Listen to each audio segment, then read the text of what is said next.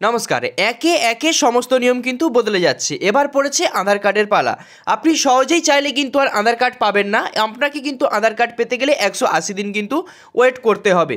তো আধার কার্ড নিয়ে নতুন নিয়ম কিন্তু জারি করা হয়েছে। কি নিয়ম জারি করা হয়েছে আজকের আমরা লাইভ এই ভিডিওতে দেখবো। ভিডিওটি কিন্তু অবশ্যই স্কিপ না করে শেষ পর্যন্ত মনোযোগ সহকারে দেখুন। চ্যানেলে প্রথম হলে চ্যানেলটিকে সাবস্ক্রাইব করুন, পাশ থেকে বেল আইকনটিকে অন করে সবার সুবিধার্থে ভিডিওটিকে শেয়ার করুন। তো এই সংক্রান্ত আপডেটে দেখা গিয়েছে নতুন বছরে আধার কার্ড নিয়ে নয়া নিয়ম জারি করলো কেন্দ্র। এরপর থেকে আধার কার্ড করা হয়ে গেলে অনেক জটিল, আবেদন করলেই আর সহজেই পাবেন না নিজের আধার কার্ড।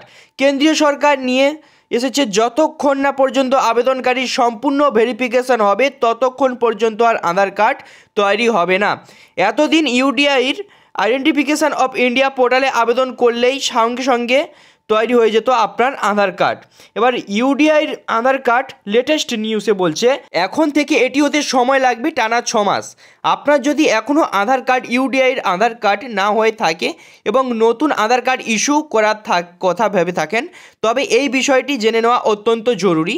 না হলে জীবনে পাবেন না এই গুরুত্বপূর্ণ নথি। সমস্ত ভারতীয়দের জন্য আধার কার্ড হলো এক মূল্যবান পরিচয়পত্র। বারবার সুরক্ষা উন্নত করতে একাধিক নিয়ম জারি করছে কেন্দ্র। এর মধ্যে উল্লেখযোগ্য হলো আধার কার্ডের ডকুমেন্ট আপডেট।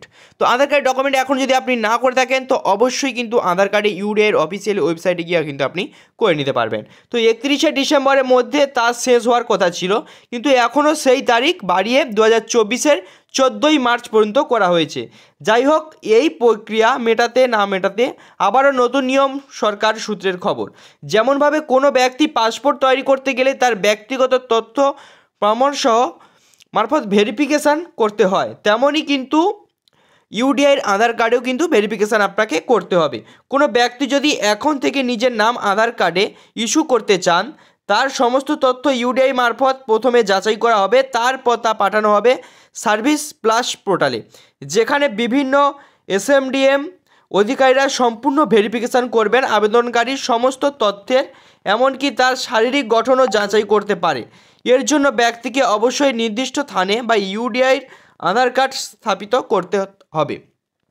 তো এখনও পর্যন্ত যারা এইভাবে কিছু হয়ে গেলে তারপরে ইউডিআইয়ের আধার কার্ড ইস্যু করা হবে, সেই আবেদনকারীর ব্যক্তির নামে কেন্দ্রীয় সরকারের সূত্রের খবর সমগ্র প্রক্রিয়াটি সম্পূর্ণ করতে তারপর থেকে লেগে যাবে 180 দিন, অর্থাৎ 6 মাস।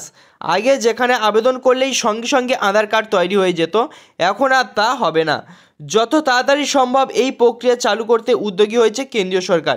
ইতিমধ্যে বিভিন্ন এসএমডি অধিকারীদের কাছে প্রস্তাবটি দেওয়া হয়েছে বলে সূত্রের খবরে জানা গিয়েছে। তো পরবর্তী আসছে বিষয়টি প্রযোজ্য হবে কেবলমাত্র 18 বছর বা তার ওপরের বয়সে যারা আছেন তাদের ক্ষেত্রেও। কেন্দ্রীয় জানিয়েছেন যাদের অলরেডি আধার কার্ড হয়ে গেছে তাদের এই প্রক্রিয়া করার দরকার নেই, কিন্তু নতুন নিয়ম চালু হবার পর যার আধার কার্ড তৈরি করবেন তাদের সকলেই এই ভেরিফিকেশান প্রক্রিয়া সম্পূর্ণ করতে হবে।